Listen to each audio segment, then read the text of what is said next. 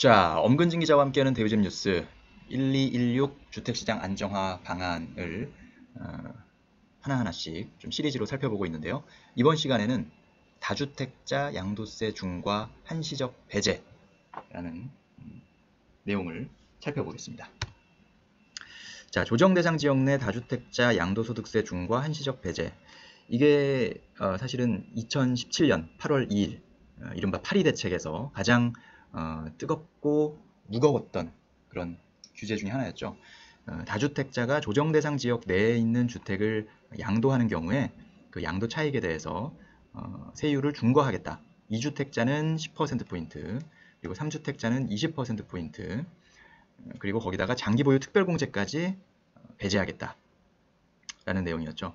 그래서 그때 이제 그게 8월 2일 날 발표가 됐고, 한 6개월 후까지는 기간을 줄 테니까, 그때까지는 팔고, 그 이후, 2018년 4월까지는 그 기회를 줬고, 그 이후에 팔게 되면 이제 이렇게 양도소득세 중과를 매기겠다. 이렇게 이제 얘기를 해서, 사실 그러면 그 중과가 시행되기 전에 매물이 많이 나올 것으로 정부는 아마 기대했을 것입니다만, 실제로 매물이 그렇게 많이 나오지 않았고 가격은 계속 올랐다. 그런 이제 부작용. 그 이후에는 완전 이제 매물 잠김 효과가 나타나면서 부작용으로 많이 언급이 됐죠.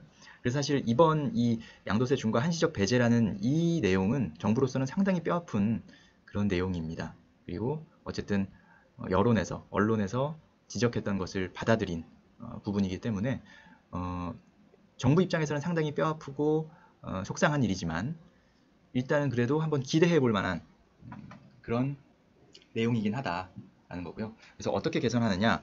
다주택자가 조정대상 지역 내에 10년 이상 보유한 주택을 양도하는 경우 한시적 양도소득세 중과 배제 및 장기보유 특별공제를 적용하겠다라는 겁니다. 적용 시기는 12월 17일부터 2020년 6월 말까지 양도하는 주택에 적용한다. 그러니까 한 6개월 정도 기간을 준 거죠. 한 6개월 정도 기간 안에 파시면 한시적으로 양도소득세 중과를 배제해주고 장기보유 특별공제를 적용해주겠다라는 내용입니다. 대신 이제 조건은 역시 여전하죠. 조정대상 지역 내에 있는 10년 이상 보유한 주택. 그러니까 조정대상 지역 내라는 거는 이 중과가 적용되는 주택이니까 뭐 똑같다고 보시면 되겠고 10년 이상 보유라는 이런 조건을 충족을 해야 됩니다. 한 5년 보유했다 뭐 이런 주택은 해당이 안 되는 거죠. 10년 이상 보유한 주택을 양도하는 경우 한시적으로 지금부터 그러니까 2019년 12월 17일부터 2020년 6월 말까지 양도하는 주택에 대해서 적용하겠다라는 것이고요. 그러니까 양도소득세 중과 배제뿐만 아니라 장기보유 특별공제도 적용이 되니까 해당되시는 분 입장에서는 상당히 그 양도세를 줄이는 효과는 있다라고 보실 수가 있겠습니다. 관련 Q&A를 보시면 자, 조정대상 지역 다주택자에 대한 양도소득세 중과를 한시적으로 배제하는 경우 장기보유 특별공제가 적용되는지 앞에서 이미 얘기했죠. 양도소득세 중과가 배제되면서 장기보유 특별공제도 적용된다. 다만 아까 그 조건은 충족해야죠.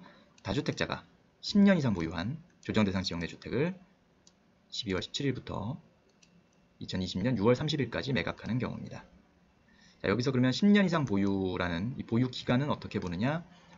취득일부터 양도일까지로 본다 라는 겁니다. 이 부분을 잘 살펴보시고 여기에 해당되시는 분들은 한번 고민은 해보실만 하다라고 생각이 됩니다.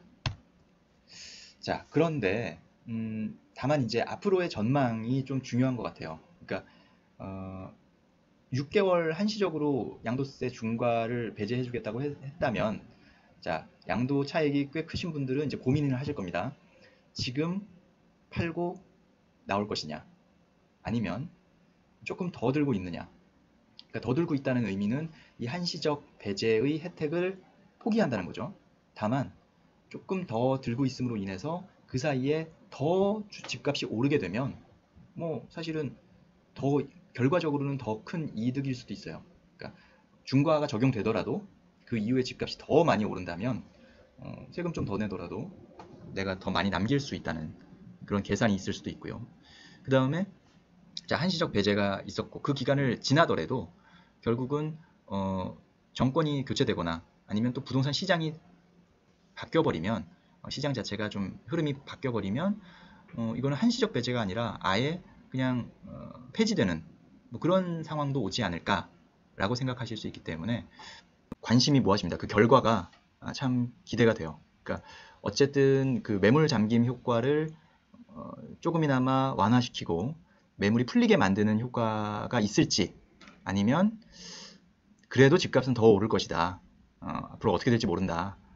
그래서 그냥 뭐 여기에도 아랑곳하지 않는 그런 사람이 있을지, 그런 것이 좀 관심이 되고, 다만 10년 이상 보유라는 조건 자체가 조금 생각보다 세지 않나. 10년 이상 보유, 그렇게 되면 실제로 나올 수 있는 매물이 너무 좀 제한적이 되는 것은 아닌가, 그런 아쉬움도 있습니다. 그러니까 어떤 좋은 취지로, 매물을 풀리게 하기 위한 취지로 한시적인 배제를 했다면 조금 더 그런 고민을 하게 만드는 그 케이스를 많게 하는 것이 효과를 극대화하는 방법일 것 같은데, 이 고민을 할 수 있는 사람 자체가 상당히 극소수이고, 그 사람들이 과연 얼마나 적극적으로 행동할지 장담할 수 없는 그런 상황이라고 생각이 들고요.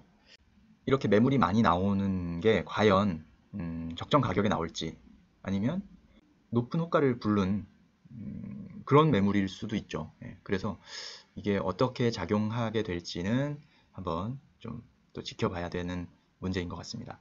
자, 엄근진 기자와 함께하는 대우잼 뉴스, 조정 대상 지역 내의 다주택자 양도소득세 중과 한시적 배제, 상당히 이번 대책에서 좀 눈에 띄는 내용 중에 하나인데, 그 결과가 좀 긍정적으로 작용했으면 좋겠습니다. 실제로 매물이 많이 나오고, 또 실제로 집값을 조금 안정시키는 작용을 하게 되기를 진심으로 기대해 보겠습니다. 감사합니다.